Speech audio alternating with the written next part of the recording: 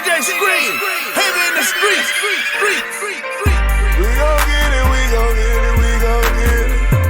We gon' get it, we gon' get it. Get it in blood. Get it in blood. We gon' get it, we gon' get it, we gon' get it. We gon' get it, we gon' get it. Get it in blood. Get it in blood. Hood rich. Get it out the mud. Good evening, everyone, and welcome to Saints and Appetizers podcast. And on this version of the podcast, we have appetizers for you. We got some appetizers, and we're going to be going over the prediction, the results of UFC 299 O'Malley versus Vera 2. And I don't know if I hammered that home quite as much, not in my titles at least, that it was the second one, but we definitely knew that it was the second fight, the grudge match between these two. But anyways, this happened on Saturday. This was March 9th, 2024, the Casilla Center in Miami, Florida, United States. And the attendance was 19,165, and the total gate was $14.1 million. So nothing else. The UFC did good. But just a small thing. We'll go over just fighter bonuses and fight of the nights real quick. So fight of the night, these are $50,000 bonuses. Dustin Poirier versus the Benoit Saint-Denis fight, which was good. I'm a little surprised that one fight of the night, because that fight only went 2:32 into the second round. So for Benoit Saint-Denis to get a $50,000 bonus for getting knocked out, that's pretty good. That's a pretty good day if you ask me.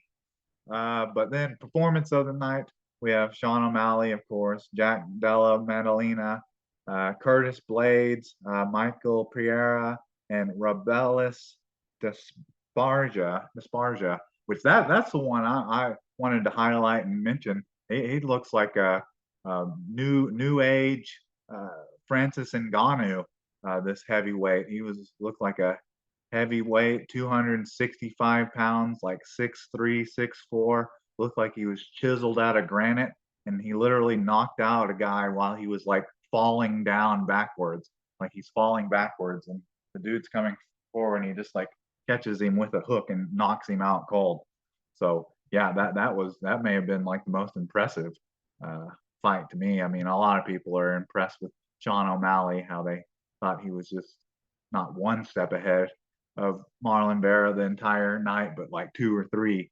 But you know, we've already mentioned I'm not the biggest fan of Sean O'Malley, but maybe I should be jumping on the bandwagon. He's proven himself now. He won the belt and he defended it. So that's the fighter bonuses and the attendance and total gate and all that. But anyways, let's get into the main card here, the pay-per-view card. So let's get into it. So can I get a menu?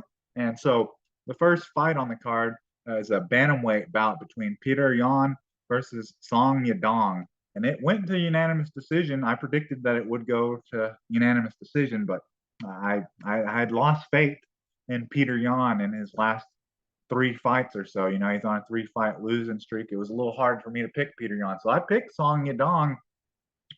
And Song Yadong, man, he looked really good in the first round. You know, he looked like just kind of like a step ahead of Peter Yan the entire time. You know, in the striking game, mostly he looked better in the striking game, looked more explosive and faster, and even took Peter Yan down one time in the first round. So it was just like Song Yadong couldn't have had a better first round versus Peter Yan in this fight, besides getting the finish, of course. But then in the second round, it was like obvious that Song Yadong had like kind of slowed down a little bit, and Peter Yan was connecting a little bit more. And then at the end of the round, because Song Yadong even took Peter Yan down like once. He got him down once, or went for a takedown once in the first round. But then towards the end of the second round, when they looked a little bit more even in the second round because Song Yadong slowed down. Peter Yan actually, like at the end of the round, took Song Yadong down and just did some ground and pound, and then so he won the round by the takedown. Peter Yan did, and then he just did the exact same thing in the second round or the third round. Final round, Song Yadong looked even more tired, even more gassed, and Peter Yan just dominated him with the takedowns and just holding him down. It would be kind of a good example of like a lay and pray. He basically just held him down for the third round and ended up winning by unanimous decision. It was 29-28, 29-28, 29-28 across the board. So you had Song Yadong win the first round, and then all the judges agree that Peter Yan won the last two. All right, but it was a good fight, but not what I expected. I was expecting a little more explosiveness, and I guess it is kind of what I expected because I was predicting that Song Yadong would win, but he'd win by unanimous decision because both Peter Yan and Song Yadong are very, very tough and haven't been finished a lot in their careers. Okay.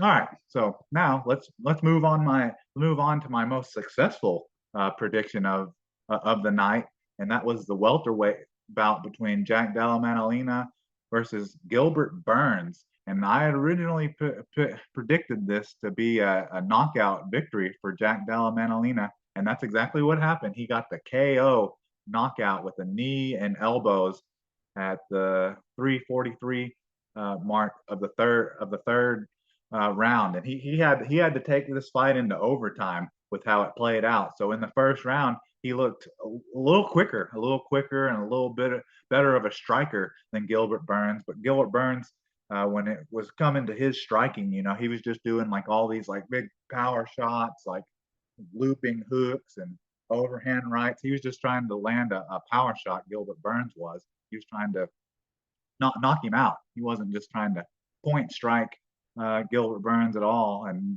Gilbert Burns was throwing in combinations and all and things. But Jack Della Maddalena won the first round pretty convincingly.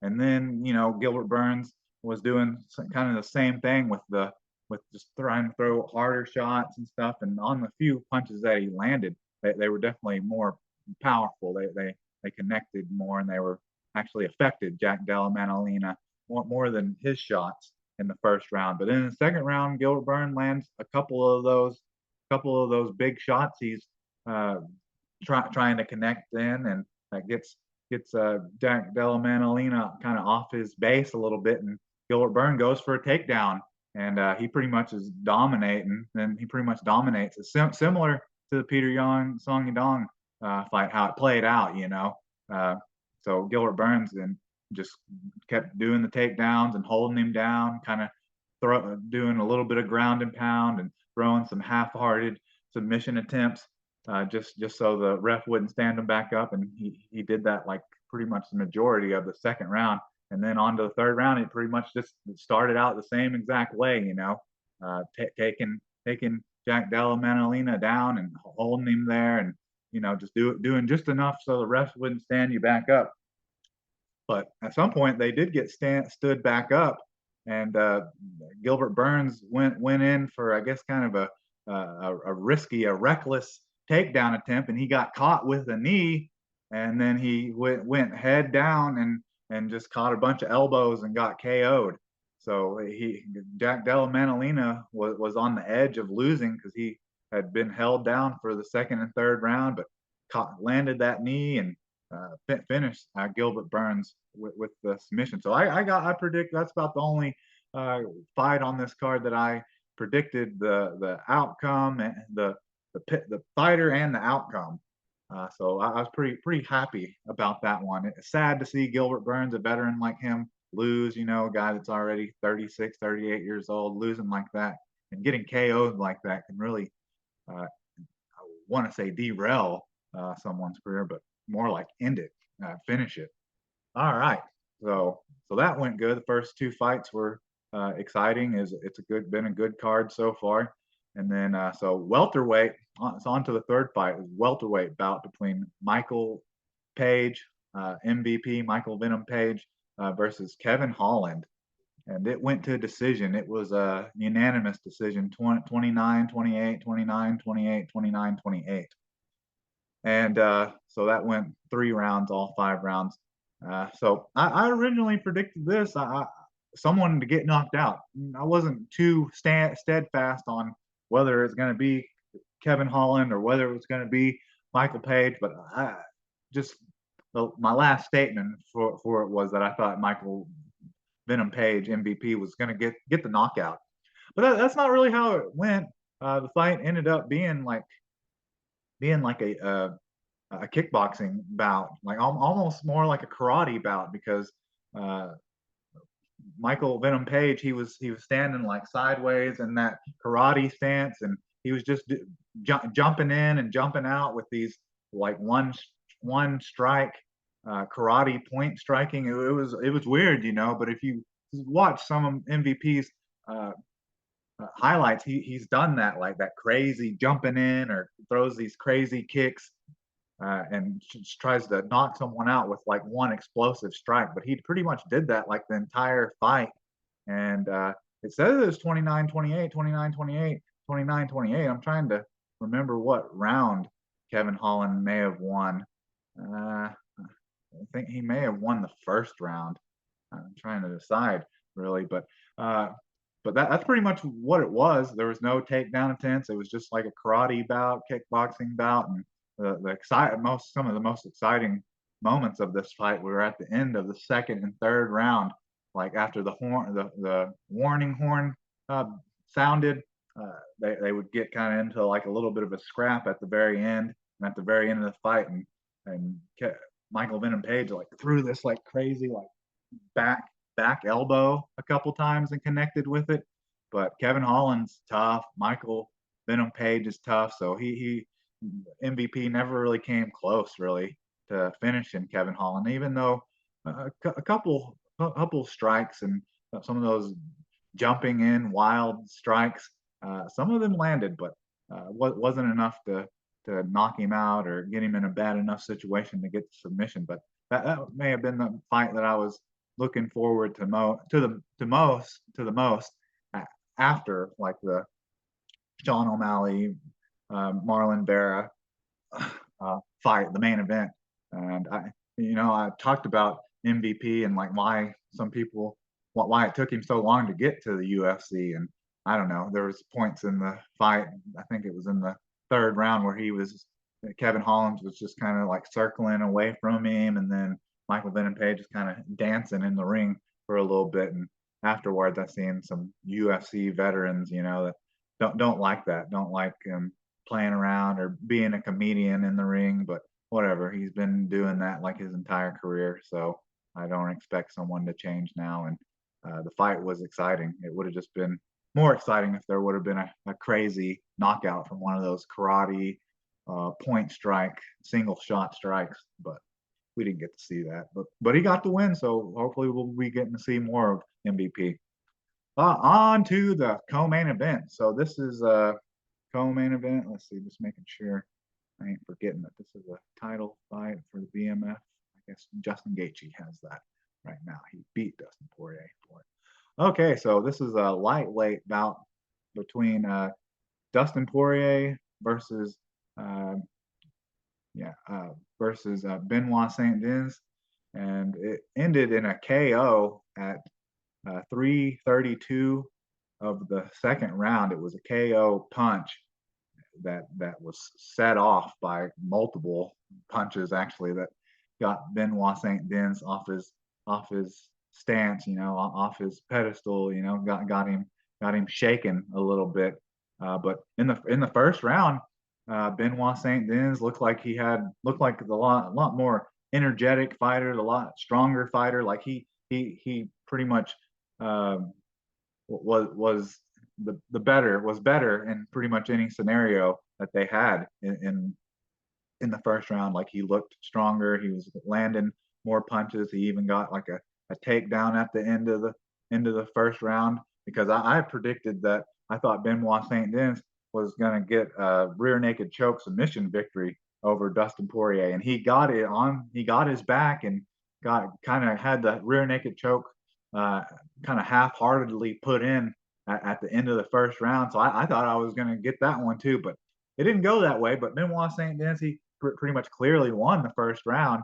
But then I don't know if it was fatigue or just the fact that he didn't get Dustin Poirier out of there in the first round. He just kind of stopped with trying to take him down or do anything like that. He was just like kind of like wading in, throwing punches, kind of like this, not protecting his jaw, and that went on obviously for about 2 minutes and 32 seconds. But there was a point before that where he was doing that wading in, not protecting himself, got caught with an uppercut and got dropped, and he's scrambling and sprawling to get his wits about him, and then he comes in doing that wading in stuff again, trying to just throw some crazy looping punch to try to knock Dustin Poirier out when he probably should have been trying to wrestle and take him down and trying to get a submission more. And he gets caught with a hook, and he kind of gets his bearings kind of quickly about him again, and then he gets caught with another one, and he's out. So kind of bit of a disappointment for Benoit Saint Denis, such a young and kind of up and coming fighter, losing to a seasoned veteran like Dustin Poirier. But Dustin Poirier, he's tough. He's tough. I guess I lost faith in some of these guys like Dustin Poirier and Peter Yan. I'm looking at their age and their recent track record, but you can't go off of all that sometimes. Experience is a trump, and I think that's definitely what happened in the Dustin Poirier Benoit Saint Denis fight, and in the Peter Yan Song Yadong fight. But that one fight of the night, I was mentioning how I thought that was kind of funny that Benoit Saint Denis won fight of the night, even though he just won the first round and then looked kind of uh, not experienced enough in the second round to protect his jaw, because it was just hanging out there all night until it got connected on 3 different times. That dropped him 3 different times. All right, but that was the co-main event. On to the main event. It's a bantamweight championship bout between Sean O'Malley, the champion, versus Marlon Vera, the challenger. And I originally picked Marlon Vera to win this fight. I didn't think he was going to get the knockout. I didn't think he was going to get a submission, because I got enough respect for Sean O'Malley to know that he's tough, and it was a little bit of a fluky incident that led to his one and only loss to Marlon Vera. Whatever it is, he had drop foot that was caused by some ankle and calf kicks. But I realize he's tough. He's never been submitted, and then Marlon Vera never been submitted, never been knocked out. So I was picking Marlon Vera to win by this unanimous decision, but it didn't happen that way. It actually happened the opposite way. So I predict the method, but didn't pick the fighter. And it was unanimous decision, 50-45, 50-45, and 50-44. So one of those refs, or one of those judges, must have had a 10-8 round for Sean O'Malley, and just an 8-point round for Marlon Vera. And if I was to guess, I would say that was probably the second round. That was the second round, because in that round, I'm trying to think how long, it was maybe like 2 minutes in or something.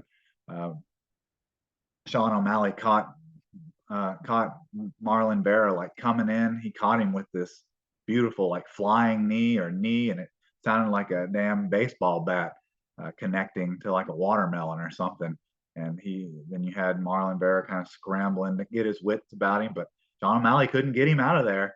And that's pretty much how like the whole fight went. There was really no takedown attempts by either fighter. It was basically just like a kickboxing fight, and Sean O'Malley, he just looked faster. He looked like a step quicker. Just quicker and more precise his shots.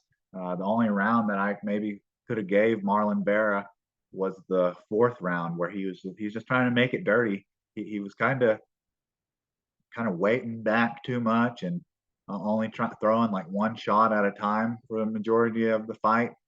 But his coaches kind of told him, like, if you don't open it up, you don't go wild, you're going to lose this fight. And the fourth round was like the only round really where he had Sean O'Malley shook a little bit, I guess you could say.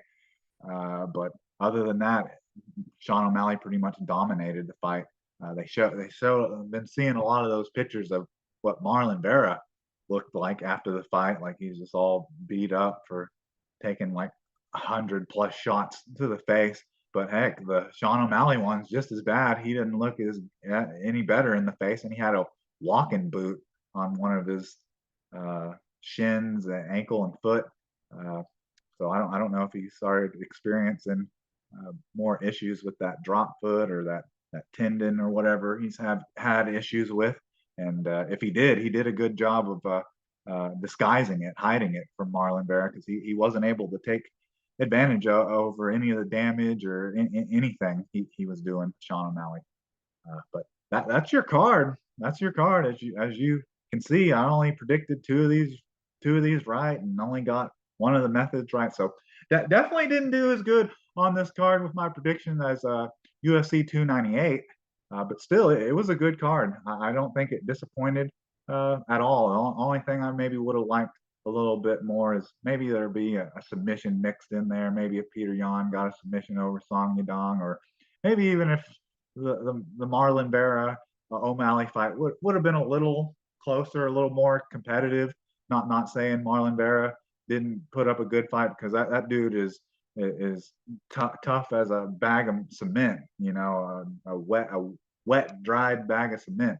He's just he is a brick basically. He's a cinder block.